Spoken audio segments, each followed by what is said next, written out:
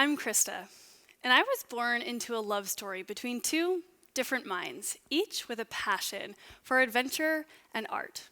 My parents were teachers, so they took to the whole parenting thing pretty well. I had a childhood full of wonder, joy, and most importantly, love. They taught me how to love others because I knew how their love felt. They also taught me and my little brother to follow our curious minds. With their own minds being built for exploration and creativity, they encouraged the same energy and enthusiasm in me that drove their love for adventure and art. As I grew, so did my curiosity for adventures in an art form, stories. When I grew up, I became a registered social worker who gets to be curious about stories for a living. These days, I work as a psychotherapist with people with diverse brains whose minds or their sense of self are often in pain, and they could use some professional help when changing their life stories. Across my career, I've heard thousands of stories, and here is the lesson I carry with me. All minds deserve love equally. Dr. Daniel Siegel and Tina Payne Bryson define 4 S words that describe what developing minds need to be well loved. Safe. All minds need to be reasonably protected from physical and emotional harm. Seen. All minds need loving understanding in connection with others to help make sense of our experiences. Soothed. All minds need to know that others will help when we are hurt. And secure. All minds need the first 3 as consistently as possible so that when hurt inevitably happens in the relationships between us, we trust that we will be reconnected by love again soon. Now, the level of access to these 4 S words in our relationships with our caregivers shape the first love story we humans learn about the world. We call this attachment. And attachment informs a catalog of memories that shape all of the relationships that come next in life, including the relationship we develop with ourselves. Us humans, we have a neurobiological need for attachment so that we can physically survive our developmental period. But as adults, we use the stories we've learned from our attachment to navigate human society, make sense of our stories, and cope emotionally. Trauma can disrupt our stories for 2 simplified reasons. 1, an event or a series of events happen that overwhelm our brain and body's capacity to cope. And 2, when we don't have the right support or the right information that we need to make sense of our experiences. We went through a series of global traumatic events without consistent support or information. Early 2020, the panic of that time for me felt like I was cruising on the Titanic when suddenly I could not ignore the growing screams from below deck that we were on a direct collision course with an iceberg. It was all hands on deck at the hospital where I worked.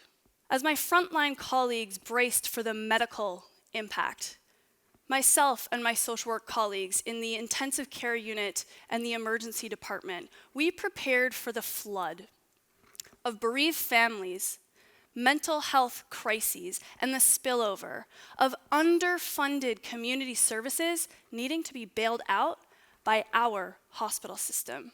That was the story of COVID I actually expected to navigate. What I didn't expect was a plot twist in my own story. In my psychotherapy work, my clients were suddenly drowning in demands for their attention, many just surviving the overwhelm and hopelessness while barely treading water without the life rafts of their relationships and routines. In the hospital, referrals for addiction support were pouring in, and I noticed a theme.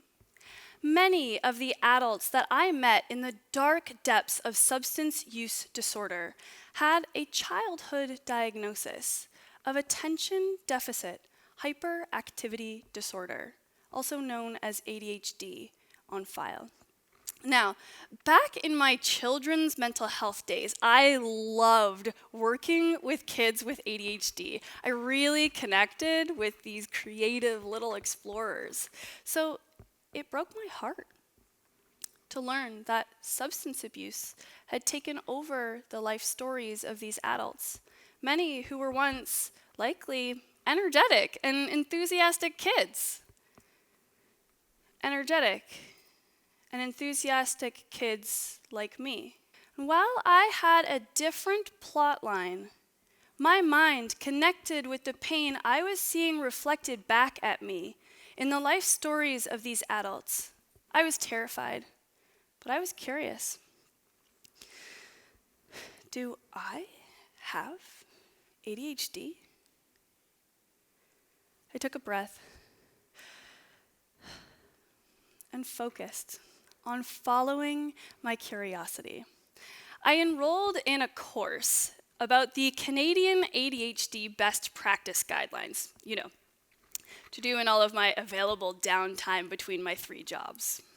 As I sat and watched my attention slowly drift away from the lecture, my curiosity pulled me back to the moment, ensuring I was focused on the information that would divert the course of my story.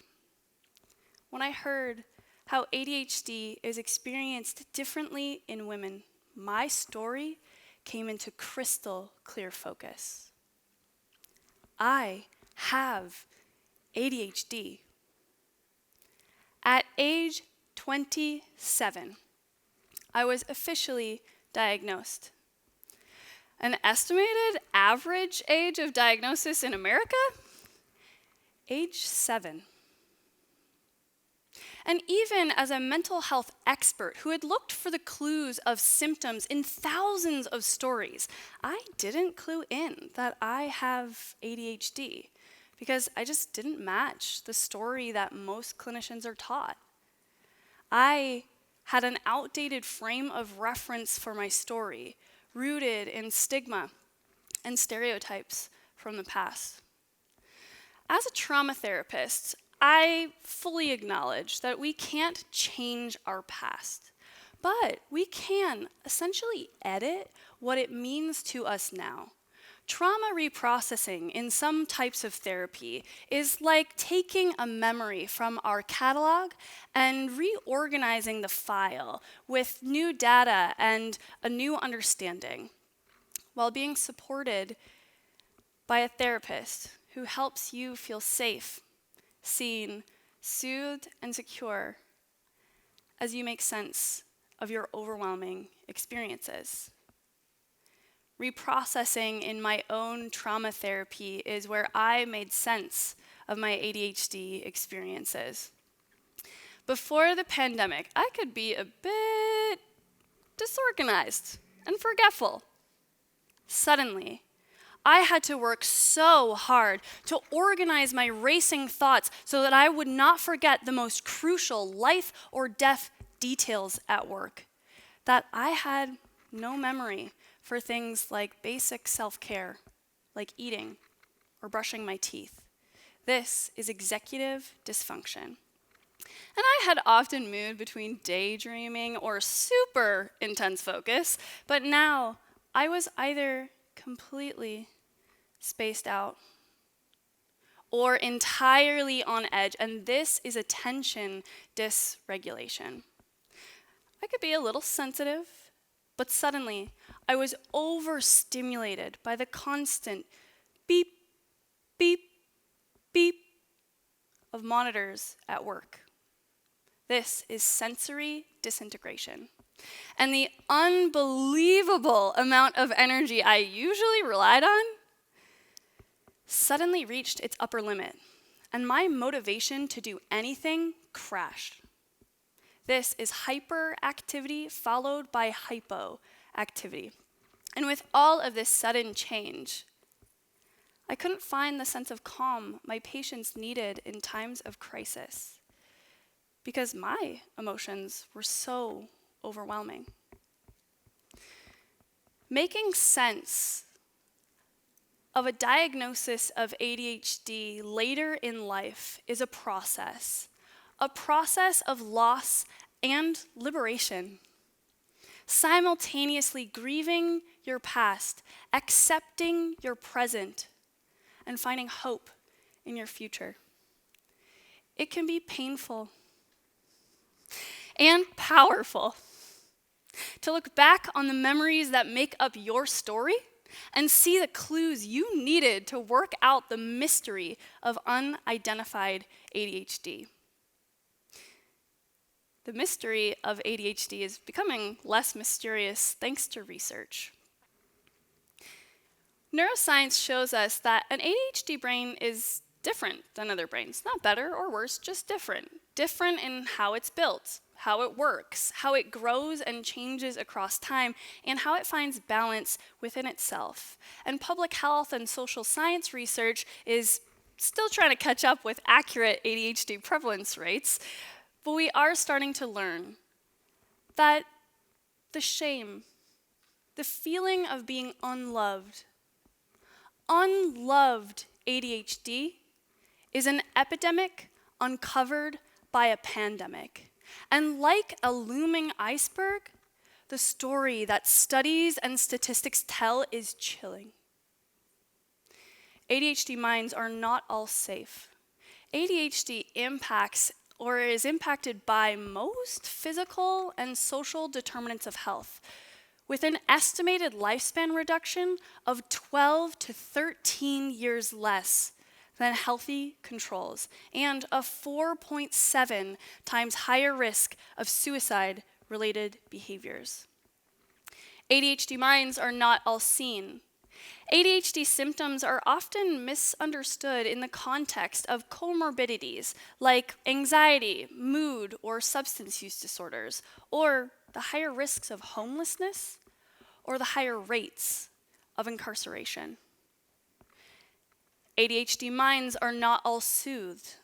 Many people with ADHD do not get help when they are hurting due to media misconception, stigma, and bias, particularly racial and gender bias in research, diagnostic, and treatment. Now, as an ADHD specialist, I can assure you the attachment of ADHD minds is not all secure. What we now call ADHD has been described in medical literature since 1775. So we can assume this highly heritable brain type has likely existed in families for centuries. But since society has yet to accept ADHD, families may internalize stigma. Learning ADHD is a source of shame. The intergenerational transmission of shame is likely a causal factor in complex trauma, which we know disrupts our stories. My family beat those odds. Well, I didn't understand my ADHD brain for 27 years. My mind, my sense of self was always encouraged. Since I knew love, I had all I needed to course correct and move my story forward in trauma therapy. A story forever changed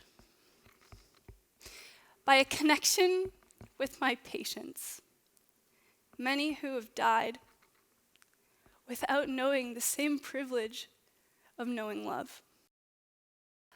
Thankfully, there is a wave of change coming. The story of the lost generation of girls with ADHD is being widely covered by respected journalists and content creators alike. And this rising public curiosity about ADHD reflects the hope that we deserve to survive, and our minds deserve equal access to the love that helps us thrive. And this hope, it's not just for those with ADHD. We all long for the plot twist that helps move our stories forward. Neurodiversity, or the diversity of human minds, was defined by Australian sociologist Judy Singer in 1998. Neurodiversity is like biodiversity, a concept that helps us understand that an ecosystem is off balance if diverse creatures are not well or well represented, and that when they are, it helps keep an ecosystem stable long term. I have to break it to you. Our social ecosystem is not stable. Society today was not built to support the beautiful diversity of human minds, and the systems our brains created need to change. How did we, as a collective, lose our way? Discrimination, division, and fear of difference form the base of injustice. But we don't have to be on a direct collision course, bracing for impact. We can course correct and embark on an epic adventure of artfully finding our way. And this is why the Neurodiversity Movement exists, a curious collective of activists, advocates, and allies who can move us to write the next chapter of human legacy.